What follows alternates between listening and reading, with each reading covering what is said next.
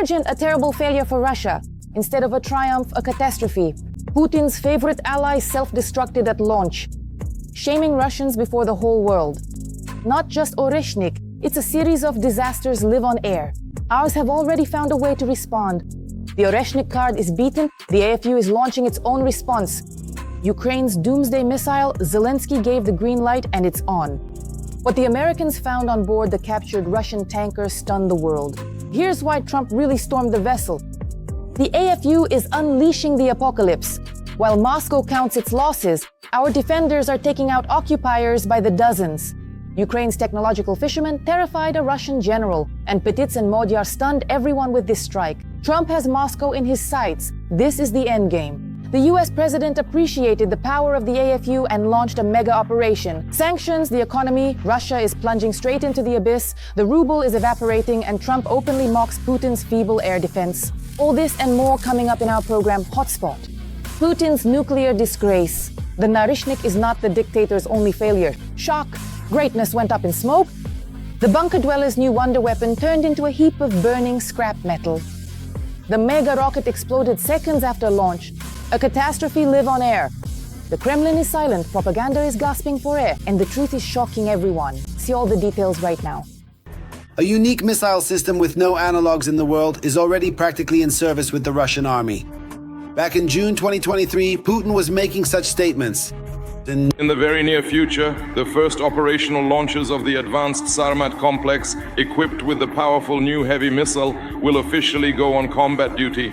It's already December 2025 outside, and yet another unparalleled weapon still isn't on combat duty.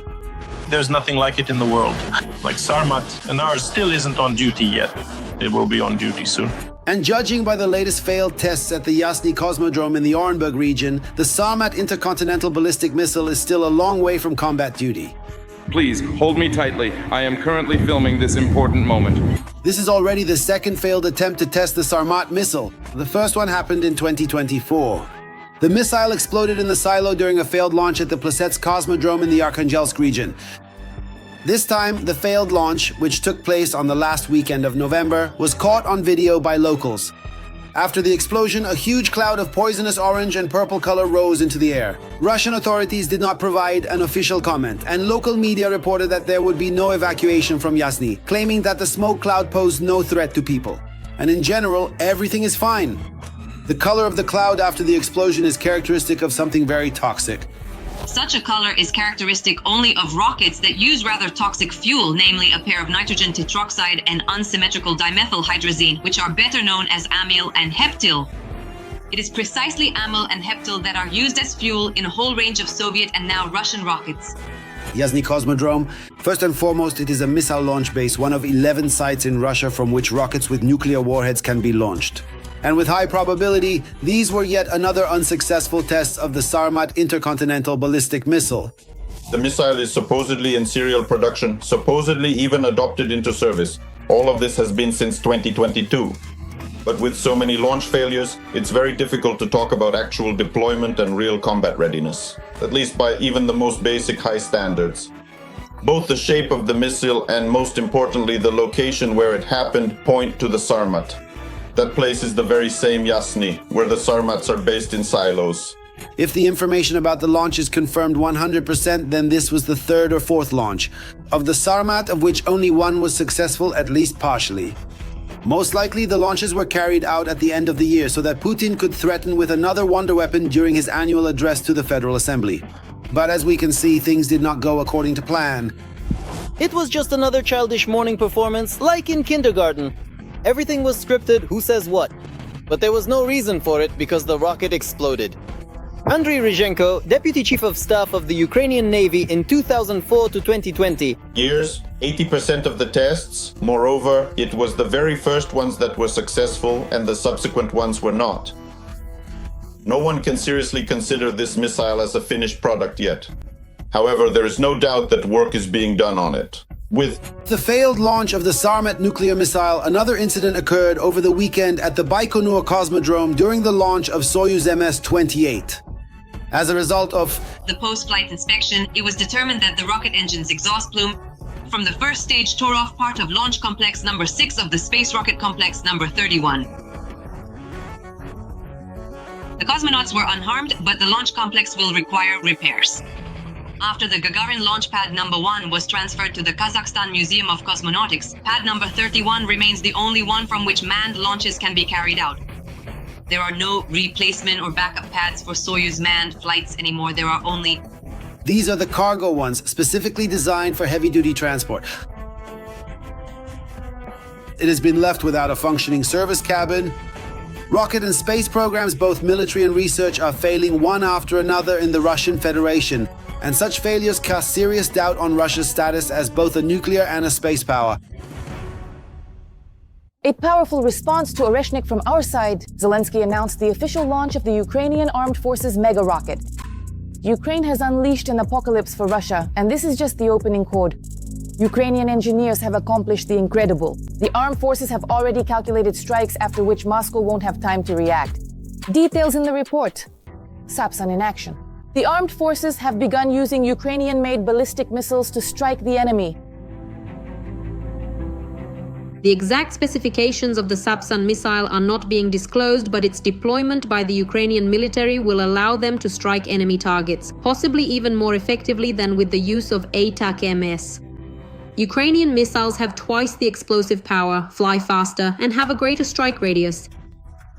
What is the exceptional advantage of using the Sapsan operational tactical complex? This is that its use against targets both on the territory of the Russian Federation, indeed primarily on the territory of the Russian Federation, as well as against legitimate military targets in the temporarily occupied territories of Ukraine. This is an exclusively sovereign right of the Ukrainian side itself. In addition to Sapsan, the Ukrainian army is using several other domestically produced missiles against the aggressor country. This was stated by the president of Ukraine. He says that the Ukrainian side, despite the intensity of strikes on defense industry enterprises, has managed not only to preserve the infrastructure of its defense industrial complex, but also to increase and scale up the production of its own strike weapons. This indicates the presence of qualified engineering personnel and sufficient funding for Ukrainian defense industry enterprises, which are capable of scaling up the production of Ukrainian-made strike weapons. Virtually all Ukrainian strike weapons are made exclusively from Ukrainian components. Let us recall that in September of this year, Volodymyr Zelensky announced that Ukraine is actively developing long-range weaponry. He stated that the tests were successful and the next stage is the launch of serial production. Earlier, Ukraine began production of Flamingo cruise missiles with a range of up to 3,000 kilometers. On Friday, December 5th, the company Firepoint delivered another batch of cruise missiles to the Ukrainian military. Also in November, the armed forces of Ukraine attacked important targets on Russian territory. Long Neptune missiles were used for the strikes.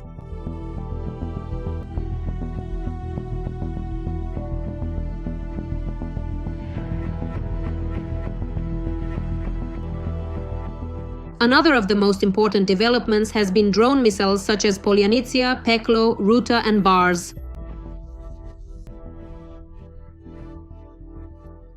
And the use of their own strike assets against the territory of the Russian Federation.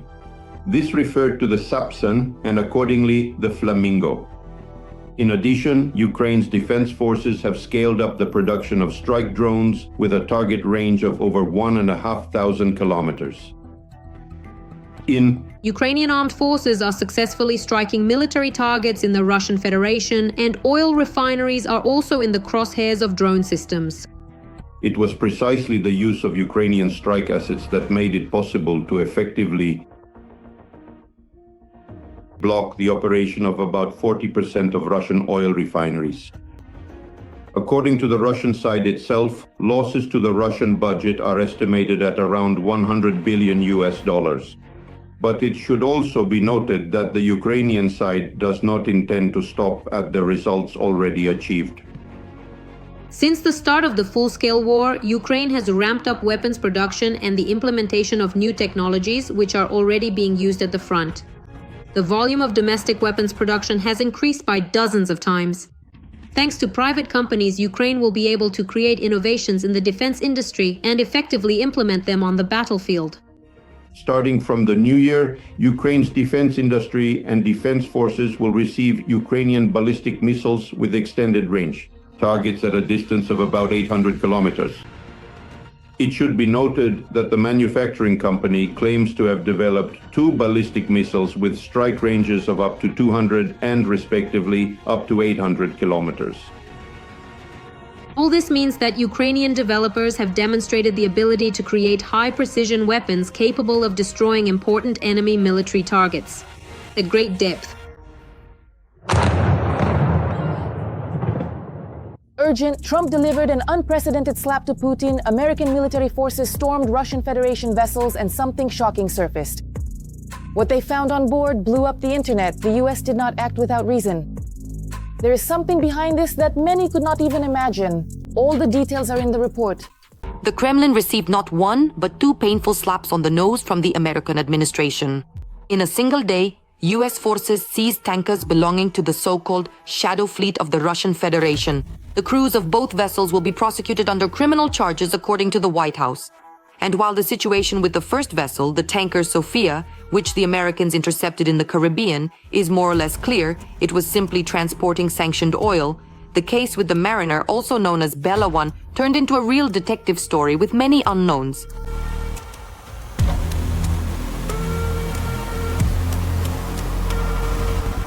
At the end of December last year, the tanker Bella 1, which allegedly belonged to a Turkish company and was under US sanctions for transporting Iranian oil, in the interests, among others, of Hezbollah, tried to break through the maritime blockade of vessels associated with Venezuela.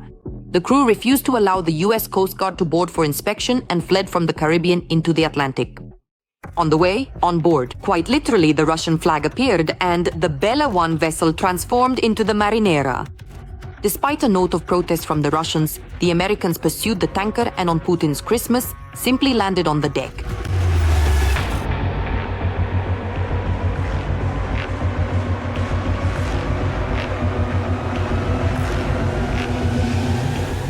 The Ministry of Transport issued a statement that the tanker Marinera had received temporary permission to sail under the Russian flag on December 24th, and its seizure was illegal.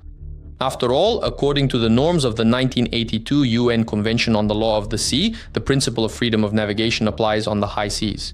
And no state has the right to use force against vessels that are properly registered under the jurisdiction of other states. But of course, the US doesn't care. Besides, there is also a formal loophole. After all, the tanker Bella 1, which became the Mariner, originally sailed under the Panamanian flag, and it changed its name and registration while already at sea. What is prohibited? You can change a ship's flag as many times as you want, but only in port. That is precisely why the US considered the Mariner a stateless vessel. The painted Russian tricolor didn't help. Now the Russians are appealing to the UN. How can this be? A violation of international standards. Is that what you're saying? You, black-mouthed fascists, criminals and war criminals? Are you going to lecture us about rules and violations? I think the world is laughing right now when it hears you talk about this. The true owner of the Bella Mariner, to be precise. According to the publication Novaya Gazeta Europe, the so-called businessman from Crimea annexed by Russia is Ilya Bugai. He is the director and sole owner of the Russian company Borevest Marine. His company was registered in Ryazan just 6 months ago. However, it seems that it really was engaged in maritime transportation activities. On job search websites, you can find several vacancies posted by the company in 2025 related to shipping. Since 2018, Bugai has also held the position of general director at the company Rusneftekimtorg, which is engaged in the trade of petroleum products. In 2020, the company earned 4 billion rubles. Then revenue dropped significantly, and in 2024, according to the latest available data, the company incurred losses. There is no exact list of crew members. According to various sources, in addition to Russians, there are Ukrainians and even citizens of other countries among the crew, either from Georgia or from India. But the most interesting thing is why the Bella Mariner, which was supposedly empty, suddenly changed course and started zigzagging across the seas. And why did the Americans pursue the vessel for so long and eventually board it? Who is the owner? What was it carrying?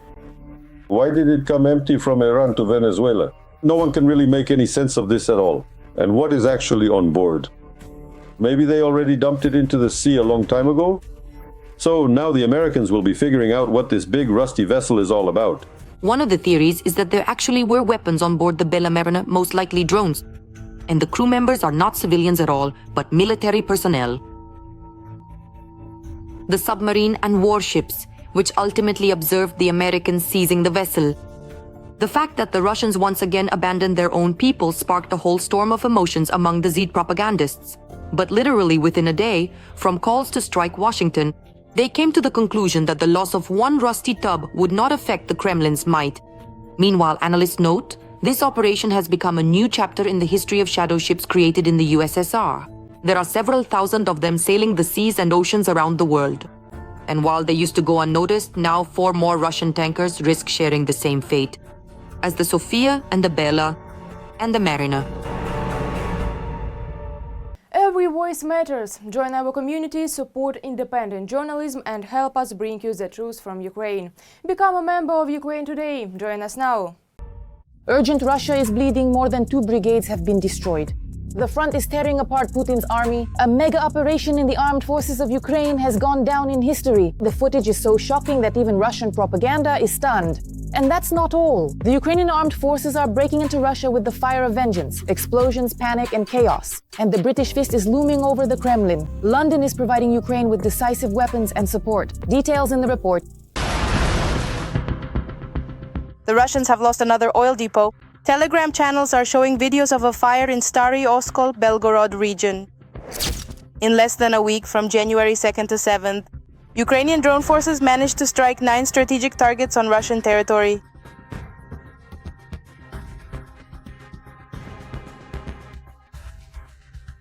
Another 7 in the temporarily occupied territories of Ukraine.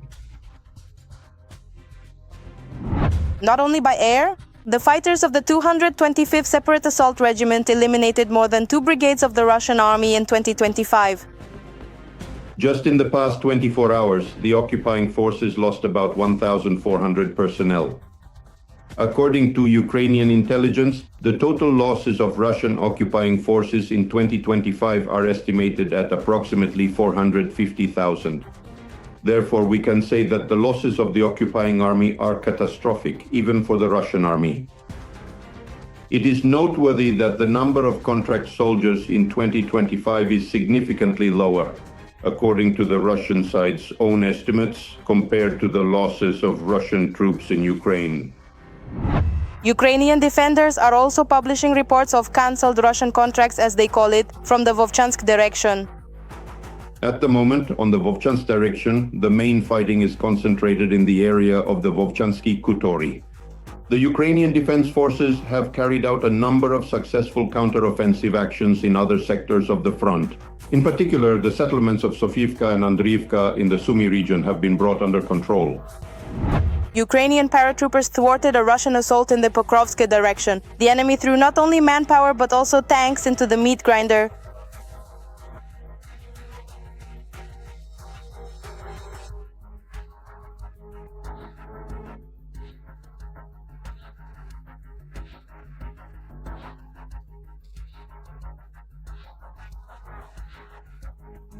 In the Dobropilya direction, specifically in the area of the settlement of Ryshin. Her fighters carried out a successful operation in the Zaporizhia direction. A Ukrainian sabotage and reconnaissance group entered the enemy's rear near the Kakovka reservoir. During the combat mission, the military intelligence operatives eliminated 2 occupiers, wounded 2 more, and captured another 2. Later, they obtained valuable information from them. The occupiers do not choose life on the open field.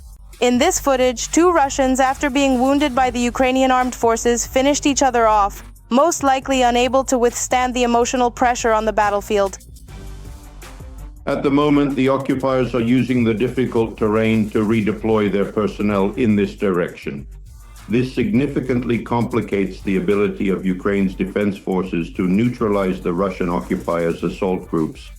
Fighting is taking place directly within the settlement. However, the information from the Russian occupiers about establishing full control over the settlement does not correspond to reality. It should be noted that the increased activity in the Hulyai-Pol direction is being used by the occupiers solely for informational and political purposes. They are in dire need of demonstrating tactical successes along the line of contact. The United Kingdom has confirmed the delivery to Ukraine of 13 Raven air defense missile systems and 2 Greyhawk prototypes. In addition, the delivery of additional Greyhawk systems is expected in the near future. This was reported by the Ukrainian Defense Journal, which added that the systems are intended to provide protection at close range against drones, airplanes, and helicopters operating near the front line. Trump is ill and the White House is in a panic. The US president is no longer hiding the problem. Washington is abuzz. Trump is losing control. A condition that could bring down the government in America. What is really happening with the president? Then what is the administration hiding? Watch. Trump is on his deathbed. International media are publishing sensational insights about Trump's illness. Moreover, the US president himself has acknowledged his health problems. This was reported by the Wall Street Journal. US President Donald Trump admitted that he takes high doses of aspirin, has swelling in his limbs, and periodically experiences hearing difficulties. However, he insists that he is in good shape.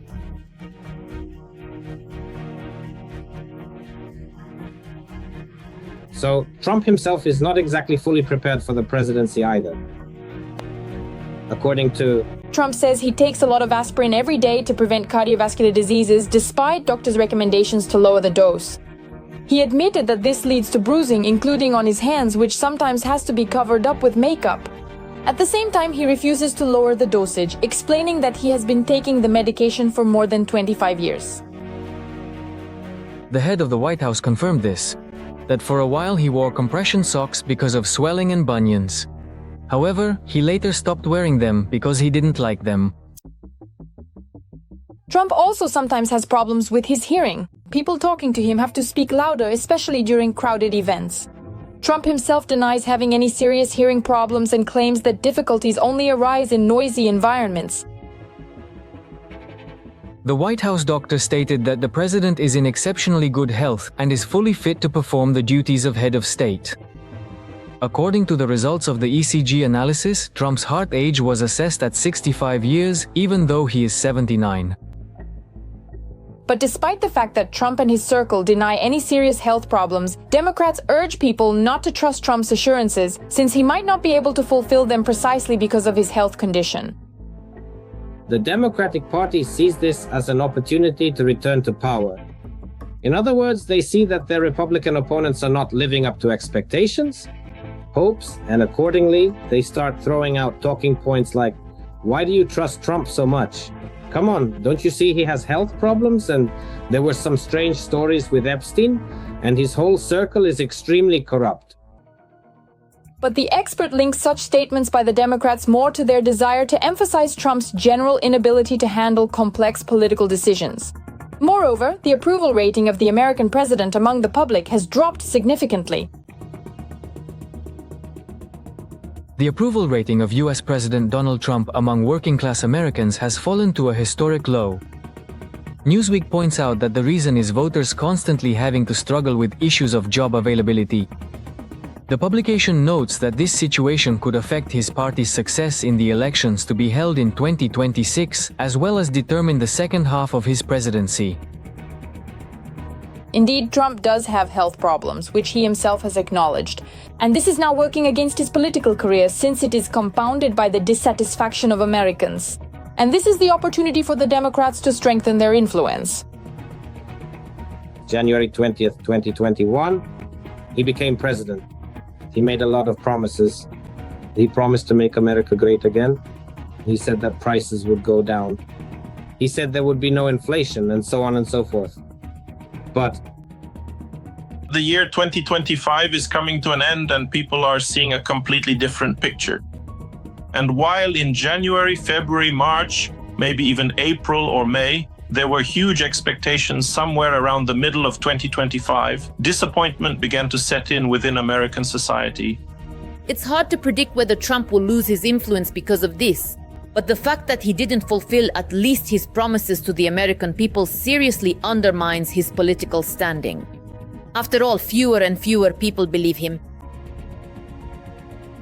Trump has driven the final nail into Kazakhstan's coffin, and the Kremlin's. The US president has signed a death sentence for the Russian economy. The ruble is facing disaster, and Putin's oligarchs are desperately trying to save what's left of their fortunes.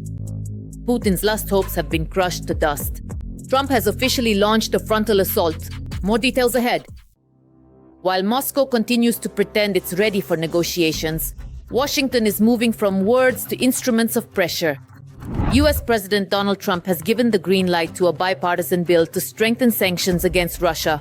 The decision was announced by Republican Senator Lindsey Graham, one of the authors of the document. According to him, the bill had been in preparation for several months and has now received the political approval of the White House. This is a very timely decision, since Ukraine is making concessions for the sake of peace, while Putin only talks, continuing to kill innocent people. The key idea of the bill is to strike not only at Russia itself, but also at those who continue to finance its war, every day terrorizing and killing civilians. The document grants the US president the authority to punish countries that buy cheap Russian oil, thereby fueling Putin's war machine. First and foremost, China, India, and Brazil could fall under these sanctions. The bill provides direct leverage over these countries, from financial restrictions to trade sanctions, to force them to reconsider their cooperation with Moscow in the energy sector. The United States is still making attempts in one way or another to win over the Russian Federation. This plan is not being put on hold because it is part of the US confrontation with China. Another part of the issue is that it isn't working, but the United States has not admitted that it will abandon these attempts. These attempts may be more friendly or less friendly. But instead of stopping, the Kremlin is looking for a loophole to bargain. According to Reuters, the Russian dictator hopes to persuade the American president to trade Venezuela for Ukraine. The Kremlin raised this issue back during Trump's first presidential term. I don't subscribe to this version because the first term and the second term are very different in this context. Back then, it was like, let's make a trade so that Putin doesn't attack.